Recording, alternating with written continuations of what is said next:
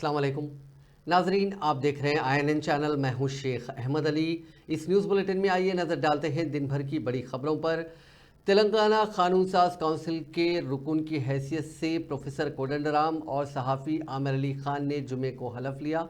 कानून साज काउंसिल के चेयरमैन गुत्ता सुकेंद्र रेड्डी ने इन दोनों को हलफ दिलाया। इस मौके पर रियासती वज़रा पूनम प्रभाकर, पुंगलेटी श्रीनिवास रेड्डी, रुकन काउंसिल महेश्वर गौड़ और दीगर मौजूद थे।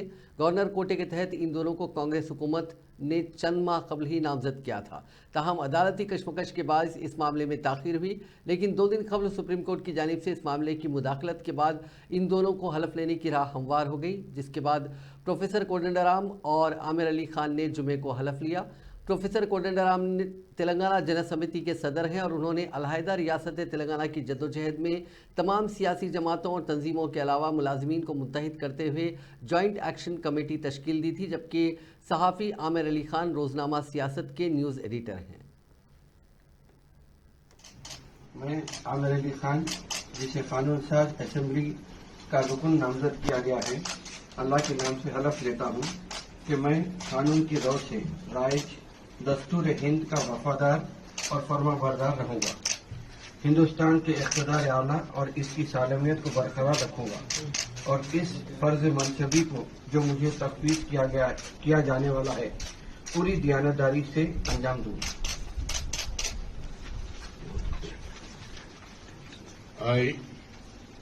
आमिर अली खान, रुकन कानून साज तेलंगाना कानून साज काउंसिल, अल्लाह के नाम से हलफ लेता हूँ कि मैं ऐवान के क़वायद का पाबंद रहूंगा, उन पर अमल करूंगा और आदाब मजलिस को महफूज रखते हुए ऐवान की रिवायत का एहतराम करूंगा।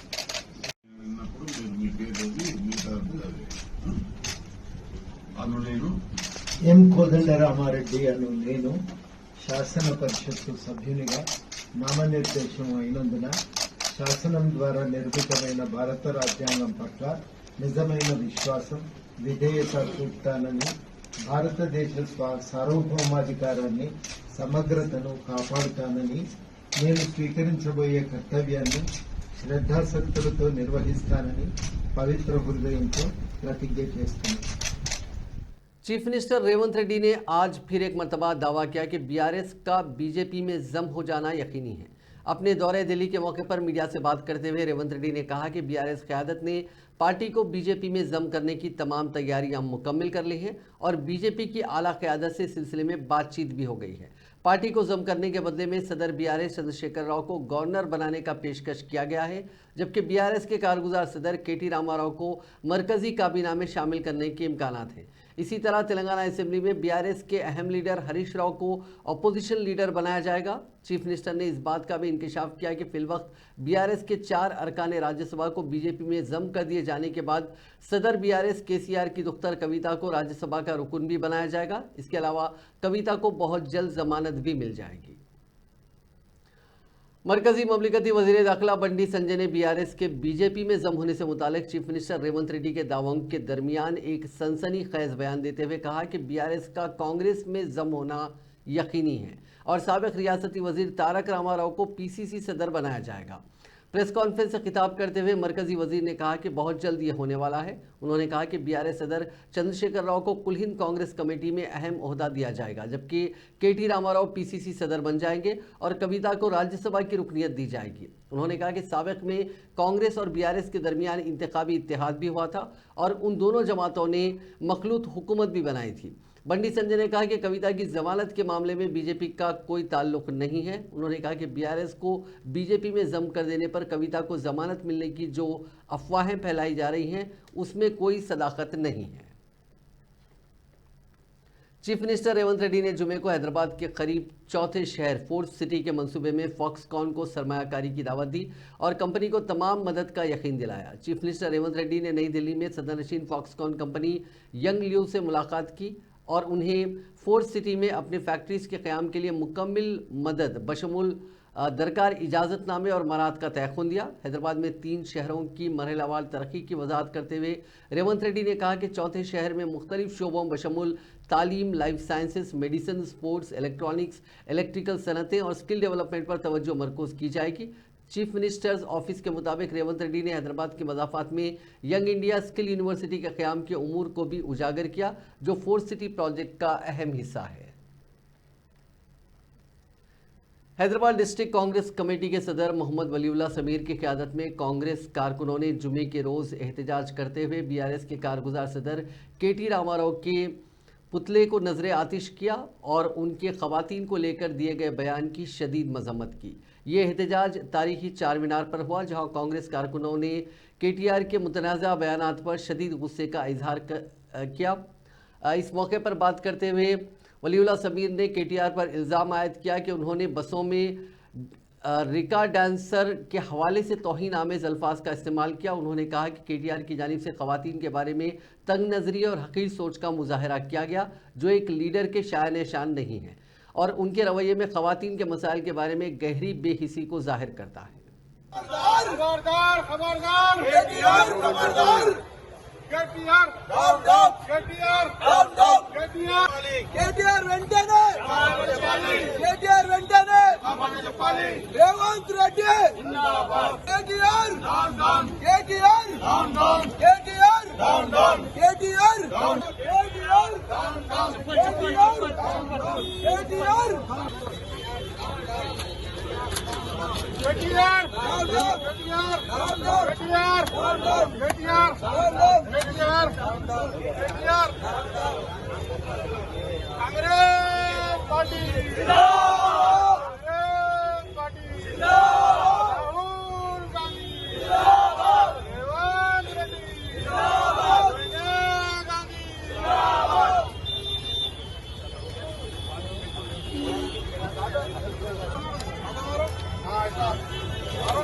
KTR KTR KTR KTR. आज चार मीनार के कॉन्टेस्टेंट कैंडिडेट मुजीबुल्लाह शरीफ साहब, बहादुरपुर के कॉन्टेस्टेंट एमएलए कैंडिडेट राजेश साहब और सारे दूसरे कांग्रेस के division presidents, Hyderabad Congress committee के लीडर्स, आज हम सब यहाँ पे चार मीनार के पास जमा हुए हैं। यहाँ पे हम केटीआर के जो गैर गलत अल्फाज इस्तेमाल करते हुए जो कांग्रेस की फ्री बस की स्कीम के ऊपर ब्रेक डांस करने वाली बात करके हमारे कांग्रेस पार्टी और हमारे चीफ मिनिस्टर की बेइज्जती हुई है, उसके ऊपर आज हम यहाँ पे एहतजाज कर रहे हैं और हमारा ये डिमांड है कि केटीआर इस बदतमीजी की फौरन तो माफ़ी मांगो और पुलिस से हमारा मुतालबा है कि केटीआर पे इमीडिएट एक्शन लिया जाए। आज हैदराबाद कांग्रेस कमेटी की तरफ से वलीउल्लाह समीर साहब और बहादुरपुरा कैंडिडेट राजेश भाई और मैं चार मीनार का कॉन्टेस्टेड कैंडिडेट, हम तमाम डिवीजन प्रेसिडेंट्स के साथ चार मीनार के दामन में केटीआर के जो नाजेबा अल्फाज है खवातीन के लिए कि ब्रेक डांस करने के लिए जो कमेंट किया है उसके ऊपर अगर वो माफ़ी नहीं मांगेगा तो हम प्रोटेस्ट करते हुए उसके घर के पास धरना देंगे। जब तक वो माफ़ी नहीं मांगेगा हम उसके घर के पास से नहीं उठेंगे। हम हरीश राव से भी मुतालबा करता हूँ मैं कि वो रिजाइन करने का जो किसानों के जो माफ़ी मांगने हर माफ़ी का जो इन पे उन्हें अगर रिजाइन करता हूँ बोल के बोल रहा था, वो अगर नहीं करा तो उसके लिए भी हम धरना देंगे। ख़वातीन के खिलाफ साबिक वजीर और बीआरएस लीडर केटी रामाराव के रिमार्क्स ने जुमे को उस वक्त नया मोड़ ले लिया जब तेलंगाना ख़वातीन कमीशन ने असखुद कार्रवाई करते हुए बीआरएस लीडर को नोटिस जारी की। उन्हें 24 अगस्त को कमीशन के रूबरू पेश होने की हिदायत दी गई। कारगुजार सदर बीआरएस केटी रामाराव ने तेलंगाना भवन में पार्टी के एक इजलास के दौरान ख़वातीन के खिलाफ अपने रिमार्क्स पर माजरत ख्वाही की और कहा कि ये गैर इरादी रिमार्क्स थे। उन्होंने गैर मसरूत माजरत ख्वाही जारी करते हुए कहा कि उनका मकसद ख़वातीन को तकलीफ पहुँचाना नहीं था और रियासती हुकूमत पर तनकीद के दौरान ये गैर इरादी तौर पर ज़बान से निकल गए। उन्होंने कहा कि वो अपने रिमार्क्स पर माजरत ख्वाह हैं और अपनी बहनों को तकलीफ पहुँचाना ख़तई मकसद नहीं था। आरटीसी बसों में ख़वातीन के लिए मुफ्त सफ़र की सहूलत के बारे में जुमेरात को पार्टी के एक इजलास के दौरान इजहार ख्याल करते हुए केटीआर ने रिमार्क किया था कि हुकूमत की जानिब से ख़वातीन के लिए चलाई जाने वाली मुफ्त बसों में बाज़ ख़वातीन अदरक लहसुन छिलते हुए वक्त गुजार रही हैं। उनके इस रिमार्क पर वज़ीर पंचायत राज सीतक्का ने सवाल किया कि आया बस में अदरक लहसुन छिलने में क्या बुराई है। केटीआर ने अपने तबसरे में कहा कि वो खातून वज़ीर सीतक्का की बात से मुत्तफ़िक़ हैं क्योंकि उन्हें इसका इल्म नहीं है। आरटीसी बसों में हर घर में या हर ख़ानदान के लिए मख्तस कर दें ताकि ख़वातीन उन बसों में ज़रूरत पड़ने पर ब्रेक डांस रिकॉर्डिंग, डांस और जो कुछ भी करना चाहें उन्हें करने दें, हम इसे मना नहीं करते। ख़वातीन से मुताल्लिक़ उनके इस तबसरे पर मुख्तलिफ गोशों से की जाने वाली तनकीदों के बाद KTR ने आज गैर मशरूत तौर पर ख़वातीन से माज़रत ख़्वाही करी। All India institute of medical sciences Mangalagiri Andhra Pradesh के तलबा ने कोलकाता में हाल ही में एक मेडिकल तालिबा की असमत रेजी और कत्ल के खिलाफ बतौर एहतजाज जुम्मे से तमाम गैर हंगामी खिदमात मुअत्तल कर दी। 9 अगस्त को अली सुबह कोलकाता के RG कर मेडिकल कॉलेज में एक पोस्ट ग्रेजुएट तालिबा की असमत रेजी और कत्ल का मामला सामने आया था। आज सुबह 8:30 बजे से गैर हंगामी खिदमात मुअत्तल हो गई। गैर मुअय्यना मुद्दत की हड़ताल के एक हिस्से के तौर पर यह एहतजाज किया जा रहा है। ताहम तमाम हंगामी खिदमात बशमूल ICU, लेबर रूम और दूसरी खिदमात हस्बे मामूल बरकरार हैं। शादनगर के डिटेक्टिव इंस्पेक्टर पुलिस रामिरेड्डी के खिलाफ पुलिस स्टेशन में एक खातून को 3rd डिग्री अजियत देने के मुबैना इल्ज़ाम में केस दर्ज कर लिया गया है, जिनकी खिदमत अब साइबराबाद पुलिस हेडक्वार्टर्स से अटैच कर दी गई हैं। शादनगर की अंबेडकर नगर कॉलोनी में रहने वाली खातून सुनीता को 24 जुलाई को एक मकान में तलाई जेवरात और नगद रकम के सरखे के सिलसिले में पुलिस स्टेशन लाया गया था। अंबेडकर कॉलोनी के ही रहने वाले नागेंद्र ने पुलिस स्टेशन में शिकायत दर्ज करवाते हुए इल्ज़ाम आयद किया था कि चंद अफराद ने 24 तोला तलाई जेवरात और 2 लाख रुपए नगद रकम का सरखा कर लिया है। 4 अगस्त को यह मामला उस वक्त मंजर आम पर आया जब खातून ने अखबारी नुमाइंदों को बताया कि पुलिस इसे इब्तिदा में उसके शोहर भीमैया और उसके 13 साल बेटे के साथ पुलिस स्टेशन ले गई। बाद अज़ां भीमैया को पुलिस स्टेशन से रवाना कर दिया गया। सुनीता ने इल्ज़ाम आयद किया कि मुलाजिमीन पुलिस के एक ग्रुप ने उसके हाथ और पैर रस्सियों से बांध दिए, जिसके बाद मर्द मुलाजिमीन पुलिस ने लेदर के बेल्ट से उसे ज़दोकोब किया और इस जुर्म के इर्तिकाब के लिए दबाव डाला गया, जो उसने नहीं किया। खातून ने मजीद इल्ज़ाम आयद किया कि पुलिस स्टेशन में उसके बेटे के सामने उसे ज़दोकोब किया गया। ताहम पुलिस खातून को मकान वापस भेजने से कबल नगद रकम और तलाई जेवरात बरामद करने में कामयाब हो गई थी। खातून की शिकायत के बाद इस वाक़े की महकमे जाती तहकीकात करवाई गई थी, जिसकी रिपोर्ट की बुनियाद पर रामिरेड्डी और दूसरे 4 कांस्टेबल्स के खिलाफ मुकदमा दर्ज कर लिया गया है। एक ऐसा ही वाक़या सामने आया है। विकाराबाद ज़िले की एक दलित खातून ने एक पुलिस सब इंस्पेक्टर पर तशद्दुद का इल्ज़ाम लगाया और दावा किया कि उसने उसके बेटे की मौजूदगी के बारे में मालूमात फराहम करने के मुतालबे पर उसे ज़दोकोब किया। ये वाक़या हालिया शादनगर केस की याद ताज़ा करता है, जिसने दलित तंजीमों के दरमियान काफ़ी गम व गुस्सा और एहतजाज को जन्म दिया था। कलावती, जो बशीराबाद मंडल के नावलगा गांव की रिहायशी हैं, उन्होंने इल्ज़ाम लगाया कि सब इंस्पेक्टर रमेश कुमार पिछले 3 महीनों से उन पर जिस्मानी तशद्दुद कर रहे हैं। उनका 17 साल बेटा लोहदा नरेश कासिमपुर गांव की एक 16 साल लड़की के साथ भाग गया था। लड़की के खानदान ने नरेश के खिलाफ अगवा का मुकदमा दर्ज कराया, जिस पर पुलिस ने कलावती को तलब किया। कलावती के मुताबिक सब इंस्पेक्टर रमेश कुमार ने उन्हें बार बार थाने तलब किया और बेरहमी से लाठियों से मारा। उनके बेटे का पता बताने का मुतालबा किया। उन्होंने दावा किया कि उन मारपीटों से उनके हाथों और पैरों में शदीद चोटें आई हैं। मजीद ये कि उन्होंने इल्ज़ाम लगाया कि पुलिस उन्हें रोज़ाना थाने बुलाने और मजीद हरासानी का निशाना बनाने पर मजबूर कर रही है। ना पेर कलावती सर माला అంటే నన్ను వాళ్ళ అన్న పేపర్ ఇది ఇచ్చిండు, కంప్లైంట్ ఇచ్చిండు. అమ్మాయిని ఎత్తుకుపోయి నాకు తెలియదు, పేపర్కి ఇచ్చిండు. కంప్లైంట్ ఇస్తే నన్ను పిలిపించింది సార్. 3 నెలల వచ్చినప్పుడు టార్చర్ అన్నాడు. అమ్మ నీ కొడుకుని తొలకరంటే లేదు సార్ నాకు తెలియదు అంటే సార్ కొట్టిండు. సార్ 10 సార్లు అన్నీ ఒకసారి 32 దెబ్బలు కాళ్ళ కొట్టిండు సార్. నిలబడి 32 దెబ్బలు కాళ్ళ కొట్టిండు, 15 దెబ్బలు చేతిలో కొట్టిండు, 4 దెబ్బలు కాళ్ళ కొట్టిండు. మళ్ళీ అంటే ఏమే అట్లా మాట్లాడుతావు, నీళ్ళు పోయింది సార్ అంటే నీళ్ళు పోయింది, ఉత్సవస్తా అని అన్నాడు. మళ్ళీ పెట్రోల్ దివ్వి పెట్టిండు సార్. నాకు ఇంత ఆపద పెట్టి ఇంత ఘోరంగా నన్ను చేసిండు. ఈ టౌన్లో ఎప్పుడు 9 గంటలకు రావాలి, 9 గంటలకు పోవాలి, ఒక రోజు 11 అయింది. चीफ इलेक्टोरल ऑफिसर तेलंगाना ने जुमे को बताया कि रियासत से राज्यसभा के ज़मीनी इंतखाब के सिलसिले में आज कोई पर्चे नामजदगी मौसूल नहीं हुई है।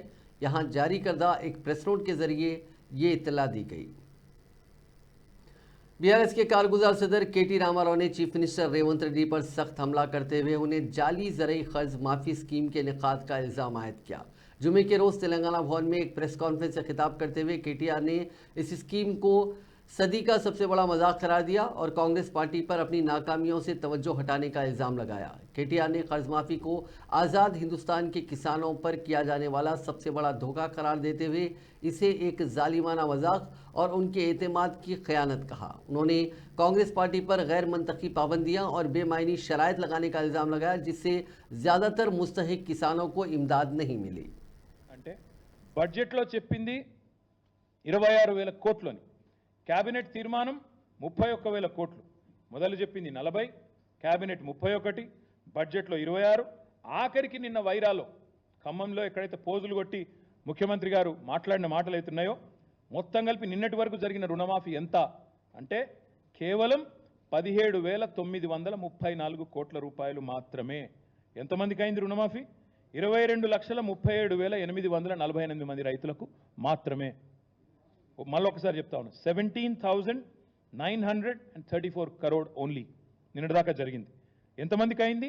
22,37,848 ఫార్మర్స్ మాత్రమే. ఇది చేసి 15 ఆగస్టు లోపల పూర్తి చేస్తామని దేవుళ్ళ మీద ఒట్టుబెట్టి మళ్ళీ చిల్లర మాటలు, చిల్లర కూతలు. ఇందులో కూడా ఎన్ని వస్తాయో, ఎన్ని ఖాతాల్లో పడతాయో, దానికి సంబంధించి ఎన్ని కటింగులు ఉంటాయో ఎవరికి తెలియదు. ముఖ్యమంత్రికి నిజంగా దమ్ముంటే ఆయన నా సవాల్ స్వీకరించాలి. Let him accept this challenge. Kodangal పోదాం, లేదా నీ ఇష్టం, ఉమ్మడి పాలమూరు ఏ కాన్స్టిట్యున్సీకైనా పోదాం, నీ ఇష్టం. సొంత ఊరు కొండారెడ్డిపల్లికైనా పోదాం, ఆ ఊళ్ళో అయినా 100% రుణమాఫీ అయిందా నువ్వు రుజువు చేయి. అక్కడ ఉన్న రైతులందరినీ కూర్చోబెడదాం. మీడియా సెక్యూరిటీ వద్దు, ఆఫీసర్లు, చీఫ్ సెక్రటరీలు, భయపెట్టేటోళ్ళు, బ్యాంకర్లు ఎవరొద్దు. మీడియా నువ్వురా, నేను వస్తా మా పార్టీ నుంచి రైతులతో చెప్పిస్తే అక్కడనే మీడియాకి నా రాజీనామా ఇచ్చి రాజకీయ సన్యాసం, మళ్ళీ మీరు నా ఇంటర్వ్యూ కూడా మళ్ళీసారి ఇవ్వాల్సిన అవసరం ఉండదు, మీకు కూడా బాధ ఉండదు. అట్లా అక్కడే వదిలేసి వచ్చేస్తా. ఇక్కడ ఒక హెల్ప్ లైన్ స్టార్ట్ చేస్తే మాకు 1 lakh కంప్లైంట్స్ వచ్చినాయి ఇప్పటివరకు. 1 lakh. ఆ డేటా కూడా మీకు షేర్ చేస్తాం. క్షేత్రంలో కూడా తిరుగుతాం. రేపటి నుంచి, ఎల్లుండి నుంచి మా నాయకులు అన్ని నియోజకవర్గాల్లో తిరుగుతారు. అందరు ఎమ్మెల్యేలు, మాజీ ఎమ్మెల్యేలను కూడా నేను రిక్వెస్ట్ చేస్తా ఉన్నా, కొన్ని ఊర్లకు పోండి. మీ నియోజకవర్గాలు అన్ని ఊర్లు తిరగలేరు, శాంపుల్గా 1, 2, 3 ఊర్లకు పోండి. డేటా గ్యాదర్ చేద్దాం, ప్రభుత్వానికి సమర్పిద్దాం. చీఫ్ సెక్రటరీకి, చీఫ్ మినిస్టర్కి, సెక్రటరీకి పోయి అవసరమైతే సమర్పిస్తాం. గవర్నమెంట్ స్పందించకపోతే గవర్నర్ గారికి ఇస్తాం, గవర్నర్ గారు కూడా స్పందించకపోతే కోర్టుకు కూడా పోతాం అవసరమైతే మోసం చేసినందుకు. కాబట్టి రేపటి నుంచి కార్యాచరణ ప్రారంభిస్తాము. మా నాయకులు కూడా ఫీల్డ్ తిరగడం మొదలు పెడతారు. ఎక్కడెక్కడ రైతులు 26,000 కోట్లని, క్యాబినెట్ తీర్మానం 31,000 కోట్లు, మొదలు చెప్పింది 40, कैबिनेट 31। सिकंदराबाद के मुख्तलिफ इलाकों में साबिक वजीर फाइनेंस और बीआरएस लीडर हरीश राव के पोस्टर्स आवेदन किए गए हैं, जिनमें उनसे मुतालबा किया गया है कि अब जबकि कांग्रेस हुकूमत ने किसानों के ज़रिए कर्ज माफ़ कर दिए हैं, इस वजह से वो अपने वादे के मुताबिक असेंबली की रुकनीत से मुस्तफ़ी हो जाएं। बताया जाता है कि हल्का असेंबली मलकाजगिरी के साबिक रुकन एम हनुमंत राव के हामियों ने ये फ्लेक्सीज लगाए हैं, जिनमें चीफ मिनिस्टर रेवंत रेड्डी के अलावा उन किसानों की तस्वीर को भी शामिल किया गया जो ज़रिए कर्ज की सहूलत से मुस्तफ़ीद हुए हैं। उन फ्लेक्सीज में इस्तीफ़ा चाहिए तहरीर किया गया। सिकंदराबाद के अलावा पैटनी, पैराडाइज, रसूलपुरा, बेगमपेट और पंजागुटा वगैरह में ये फ्लेक्सीज देखे जा रहे हैं। कबलजी हरीश राव ने ऐलान किया था कि कांग्रेस हुकूमत अगर ज़राई खर्च की माफ़ी की स्कीम पर अमलावरी में कामयाब हो जाती है तो वो असेंबली की रुकनीत से मुस्तफ़ी हो जाएंगे। कांग्रेस कायदीन का दावा है कि अब जबकि 15 अगस्त को किसान ज़राई खर्च के बोझ से आज़ाद हो गए हैं, इस वजह से हरीश राव को रुकने असेंबली की हैसियत से मुस्तफ़ी हो जाना चाहिए। भारत राष्ट्र समिति ने पार्टी के सदर और साबिक चीफ मिनिस्टर के चंद्रशेखर राव की सेहत के ताल्लुक से सोशल मीडिया पर गश्त करवाई जाने वाली झूठी खबरों की तरदीद कर दी है, जिसमें कहा जा रहा है कि अपोजिशन लीडर गुज़िश्ता 12 दिन से बीमार हैं। सोशल मीडिया पर गश्त करवाई जाने वाले बयान में यह भी दावा किया गया कि वो एरावली में वाक़ अपने रिहायशगाह पर एक कॉर्पोरेट हॉस्पिटल के डॉक्टर की एक टीम की निगरानी में अपना इलाज करवा रहे हैं। इन खबरों में साथ ही ये दावा भी किया जा रहा है कि रुकन असेंबली और दूसरे कायदीन की तशवीश को दूर करने के लिए केसीआर को बैरून मुल्क मुंतकिल कर दिया गया। बीआरएस के ज़राए ने वजाहत की है कि साबिक चीफ मिनिस्टर चंद्रशेखर राव की सेहत अच्छी है और वो बाकायदा तौर पर पार्टी के सीनियर कायदीन के साथ मुलाकातें कर रहे हैं। ज़राए ने उन अफवाहों को बेबुनियाद करार देते हुए मुस्तरद कर दिया और कहा कि अवाम में गैर ज़रूरी तौर पर तशवीश पैदा करने के लिए इस किस्म की झूठी खबरें फैलाई जा रही हैं। शमशाबाद में आउटर रिंग रोड पर तेज़ रफ्तार बलेनो कार एक एसयूवी तूफान से टकरा गई। इस हादसे में 4 अफराद हलाक हो गए। मरने वालों में 2 माह का बच्चा भी शामिल है। 2 दीगर अफराद की हालत नाजुक बताई गई है।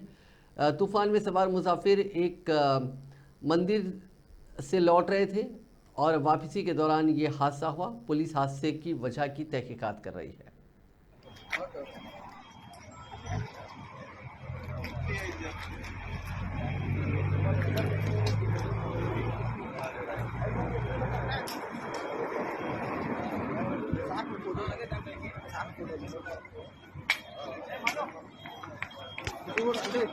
మాతో అమౌంట్ లేదు సార్, ఇప్పుడు పే చేయడానికి ఇప్పటికే చాలా అక్కడిక్కడ తీసుకొచ్చి అమౌంట్ ఉన్న అమౌంట్ కడిగి పెట్టేసాం సార్। सैबराबाद पुलिस ने गच्चीबौली में एक छापे के दौरान 8 अफराद को गिरफ्तार किया और 620 ग्राम हेरोइन बरामद की। इसकी कीमत 4 करोड़ 34 लाख रुपए बताई जा रही है। एक खुफिया इत्तला पर कार्रवाई करते हुए Cyberabad special operations team Madhapur और रुद्रा रायदुर्गम पुलिस ने गच्चीबौली के टेलीकॉम नगर में एक दुकान पर मुश्तरका कार्रवाई की। पुलिस ने 3 मुबैना सप्लायर्स को गिरफ्तार किया जो 5 सारिफीन को मंशियात फरोख्त करने की कोशिश कर रहे थे। पुलिस ने मुबैना सप्लायर्स की शिनाख्त मंगलाराम चौधरी, दिनेश चौधरी और गणेश चौधरी के तौर पर की, जबकि सारिफीन की शिनाख्त नितिन गिरजार, प्रकाश चौधरी, जय वितराम, वासनाराम देवासी, प्रकाश चौधरी और बालाराम चौधरी के तौर पर की गई है। ऑपरेशन के दौरान पुलिस ने 2 कारें, एक हुंडई क्रेटा और एक महिंद्रा XUV 500 के साथ 8 मोबाइल फ़ोन्स भी जब्त किए हैं। इनकी मजमूई कीमत 31,40,000 बताई गई है। హెరాయిన్ పేస్ట్, దాంతోపాటు ఐదుగురు కన్జ్యూమర్స్ని కూడా పట్టుకోవడం జరిగింది। 1 4-వీలర్ అండ్ 7 స్మార్ట్ ఫోన్స్ కూడా సీజ్ చేశాం। దీంట్లో సావర్ జాట్ అనే అతను రాజస్థాన్ నుంచి ఈ 620 గ్రామ్స్ ఆఫ్ హెరాయిన్ పేస్ట్ ఏముందో దాన్ని తీసుకొచ్చేసి మంగళరామ్ అనే అతని గడికేశ్వరులు ఉన్న మంగళరామ్ అనే అతని ఇంట్లో పెడతాడు। అక్కడి నుంచి దాన్ని దినేష్, మంగళరామ్ అండ్ గణేష్ ముగ్గురు కూడా తీసుకొచ్చేసి హెరాయిన్ పేస్ట్, దాంతోపాటు ఐదుగురు కన్జ్యూమర్స్ని కూడా పట్టుకోవడం జరిగింది। चोरों ने निर्मल जिले के बासरा में वाक़ श्री ज्ञान सरस्वती देवस्थान मंदिर से नकदी चोरी कर ली। ये वाक़या चाशमी की रात पेश आया। मुलजिमीन ने दीवार फलांकर मंदिर में दाखिल हुए और मरकजी कॉम्प्लेक्स के अंदर मौजूद दत्तात्रेय श्राइन जो एक जैली मंदिर है उसमें नकबजनी की। उन्होंने डोनेशन बॉक्स और प्रसाद टिकट काउंटर से नकदी चोरी की। मंदिर के अमले ने जुमेरात की सुबह इस चोरी का पता लगाया और फौरी तौर पर पुलिस को इत्तला दी। आज इस चोरी का CCTV फुटेज सामने आया है। तेलंगाना रियासत के सरहदी इलाके नारायणपेट ज़िले के मुदूर मंडल के जाधरापल्ली के मजाफाती इलाके ताटीगुट्टा में मुश्तबा हालत में एक चीते की मौत का वाक़या पेश आया। मकामी लोगों के मुताबिक जाधवरापल्ली के मजाफाती इलाके में ताटीगुट्टे के नीचे एक तालाब है। गांव वालों ने शुबा जाहिर किया कि तेंदुआ तालाब में पानी पीने आया था और पानी पीने के बाद वापसी के दौरान हो सकता है किसी जानवर के हमले में इसकी मौत हो गई। वाक़े की इत्तला मिलते ही मुदूर फॉरेस्ट सेक्शन ऑफिसर लक्ष्मण नायक वहां पहुंच गए और बताया कि आला हुकाम को बता दिया गया है और उनकी आमद के बाद वो टीले पर जाकर इसका मुआयना करेंगे। बताया जाता है कि इससे पहले 4 मई को इसी इलाके के नंदीपाड़ में एक चीता की मुश्तबा मौत हो गई थी। मकामी लोगों ने चीते की मौत के बारे में कई शुबहात जाहिर किए हैं।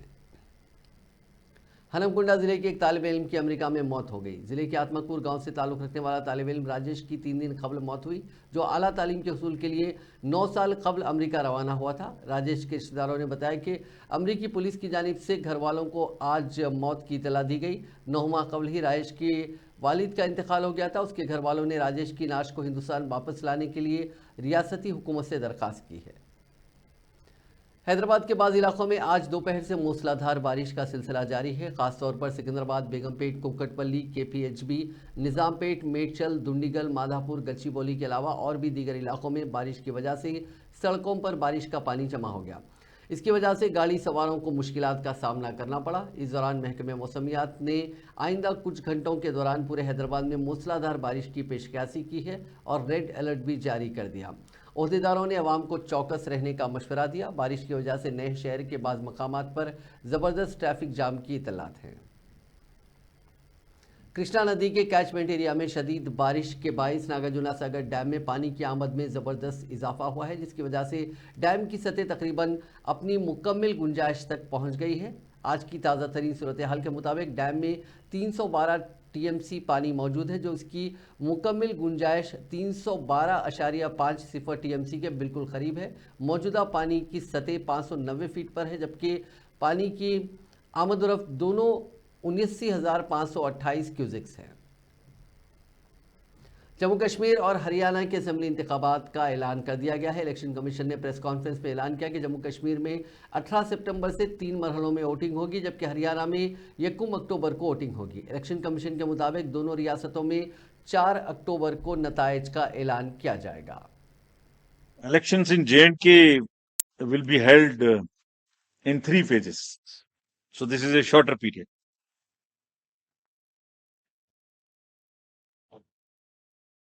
This is a much shorter period, much shorter than even the parliamentary elections, which were 5.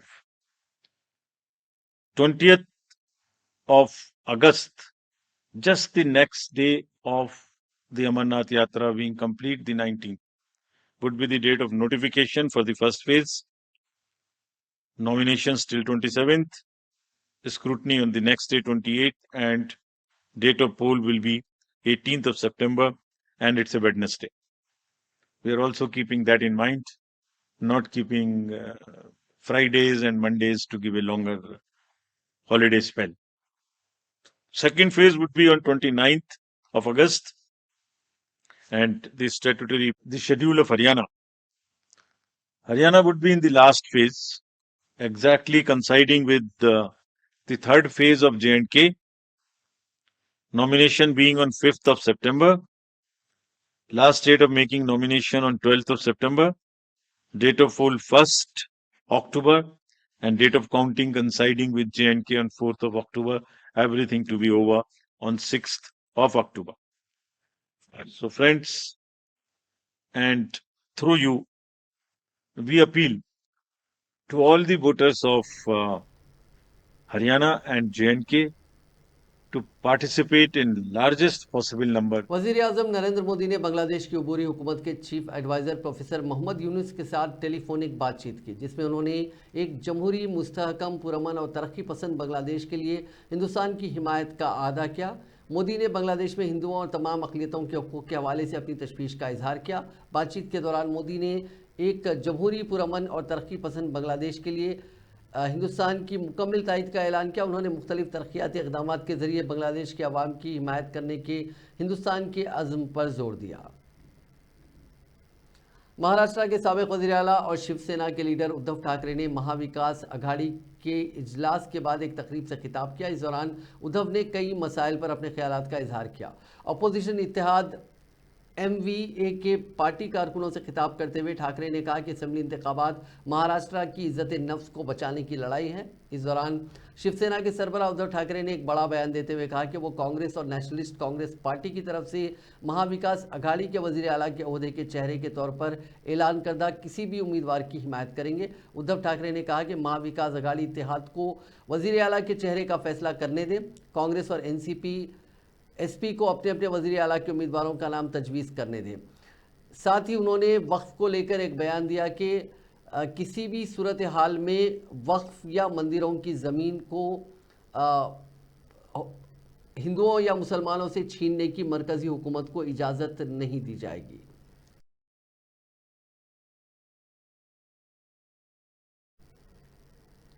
Indian space research organisation ने मुल्क के सबसे छोटे रॉकेट SSLV D3 से अर्थ ऑब्जर्वेशन सैटेलाइट यानी EOS 08 को श्रीहरिकोटा के सतीश धवन स्पेस सेंटर से लॉन्च किया। इसरो चेयरमैन S सोमनाथ ने बताया कि लॉन्चिंग कामयाब रही। उन्होंने पूरी टीम को मुबारकबाद दी। ये सैटेलाइट ज़मीन की ऑर्बिट से बाहर करीब 475 किलोमीटर ऊपर एस्टैब्लिश किया गया है। ये 1 साल तक काम करेगा। EOS 08 सैटेलाइट का मकसद एनवायरनमेंट और इमरजेंसी को लेकर सटीक जानकारी देना है। नाजरीन, इस न्यूज़ बुलेटिन में बस इतना ही। अब देखते रहिए INN चैनल।